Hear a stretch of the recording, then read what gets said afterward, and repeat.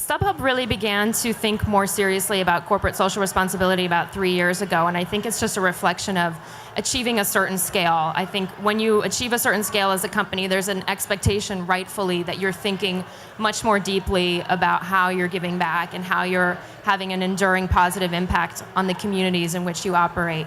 So we really began that process in earnest about 3 years ago, and what we did was to really think about to approach it in the same way that we would approach any other facet of our business. And by that I mean with the same level of strategic rigor and thoughtfulness. So really thinking about what is the portfolio of assets that we have to offer as a company, and how can we best deploy those for good.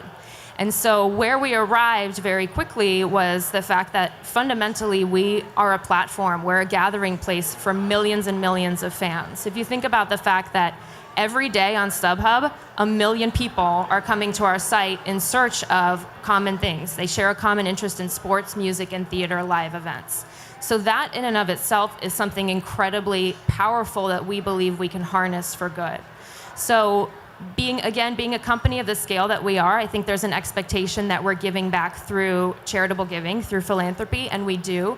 But we really constantly push ourselves to think about how can we do more than just write checks? How can we leverage our very platform, our very audience, to elevate causes that matter and to really shine a spotlight on those causes and to worthy nonprofits that really could never reach the kind of scale that a company like StubHub can reach? By nature, we are disruptors.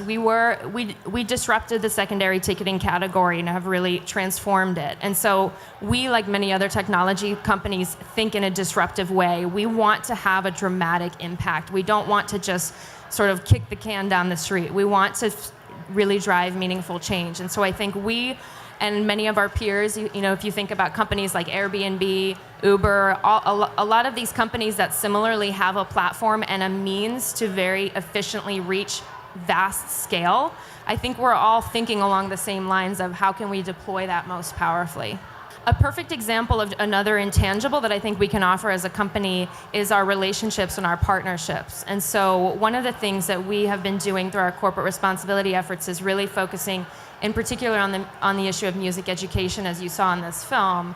And really what has been most powerful of all has been partnering with artists like Portugal the Man and others to leverage our platform as well as their reach to, again, shine a spotlight on a cause and really elevate it and kind of bring it home and help it to reach a larger audience. So one of the things we did last year was we sponsored a 5-city benefit concert series where, in addition to donating 100% of ticket proceeds to Mr. Holland's Opus Foundation, the organization featured in the film, we also worked with artists like Portugal the Man to find a way to really connect with the students who ultimately were benefiting from this program and really try to drive that impact in a more meaningful way. So everything from creating, opportunities for aspiring musicians to perform the opening act at a concert, to meet and greet opportunities with the artists, things like that could really inspire the next generation of artists.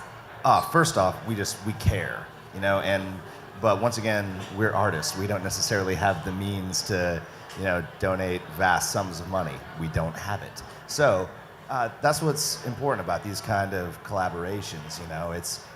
It proves. I like what you were saying about when a company gets a certain size, there's a you have to give back. But if you can do it in a way instead of just writing checks, a lot of people give, but you can really tell when somebody cares. You know what I mean? And so we're just pretty much an amplifier. We just in all ways, we take a cause and we have a voice, we have microphones, and we like to get loud in every way with music, with social causes. This is what we do, and this particular thing is very important to us because I wouldn't be sitting here talking to you guys today if I didn't have instruments in my schools and I didn't have the teachers when I was young to maybe not every kid loves music, but you got to give them the tools to find out if they do. And if I didn't have that, I maybe would have never known that I love the rock and roll. Like most people in a band that's around our age group, I was very lucky. My parents had a dope record collection growing up, and it was amazing. But I was always listening to things like the Beatles and Pink Floyd and Led Zeppelin.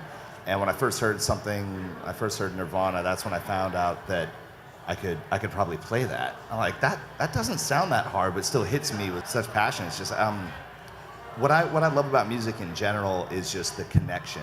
It's a personal thing and a teamwork thing. You practice on your own to get better, but then you start a band and you got to work as a team. When you're in school, you play with a group, and it's very strange. A lot of things, a lot of sports are, the same way, and I just think that everybody should have something that just pushes them in some way.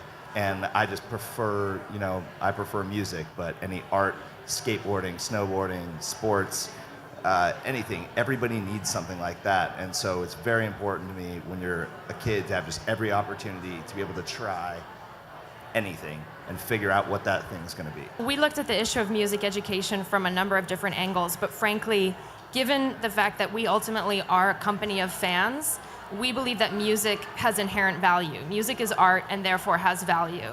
And beyond that, we don't necessarily believe that the case for music education needs to be made beyond that. However, we've gotten used to making it because that's ultimately how budgets are decided. So it's been sort of an education for us to understand that music education is about so much more than ensuring the very future of music. It's really about ensuring our competitiveness as a country, ensuring that we have talent in the future. Kids who study music education, countless studies have proven that they not only perform better on the SATs, but there are various ways that it helps drive future achievement. So the way that we see it is, it's fundamental to our humanity, but it's also something that is essential to a well-rounded education. Unfortunately, even districts who do recognize that, for example, here in Austin, we've done some work and supported some schools here. Austin is a great city and really a model for the rest of the country in terms of prioritizing arts education, making it core to the curriculum for children even at the youngest levels.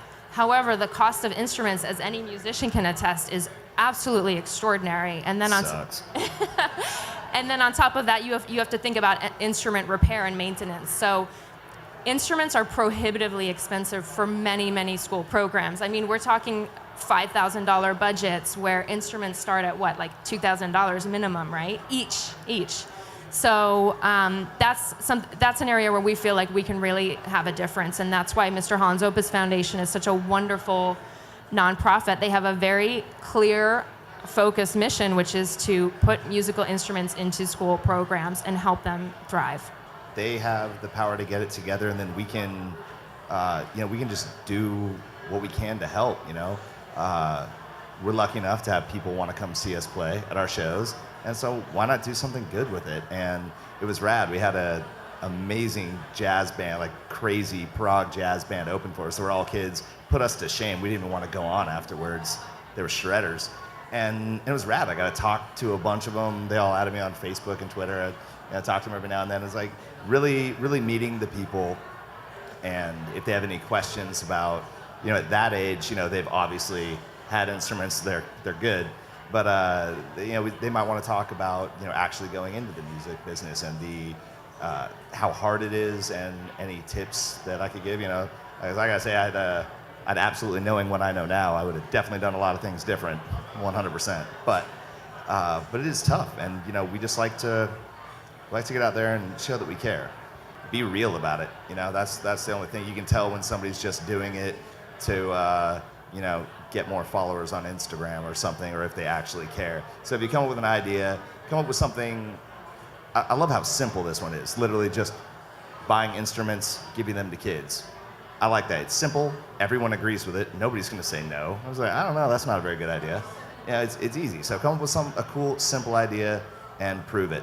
So we actually just today announced sort of the next phase of our commitment to music education, which is that StubHub is committing to put $1 million worth of musical instruments in U.S. classrooms around the country. And we're partnering with organizations, with artists like Portugal the Man, as well as other companies, to really collectively try to elevate this issue and drive national dialogue around it. We really feel like, I think there's a criticism of the corporate sector, and it's 100% valid, which is so many of us want to go our own way. And so we truly, sincerely want to collaborate and find other partners to join us in this effort. There's so much work to be done. I don't think any one entity can do it alone. Excellent. Give a round of applause for Emma and Zach. Thank you for taking time out. Really appreciate it.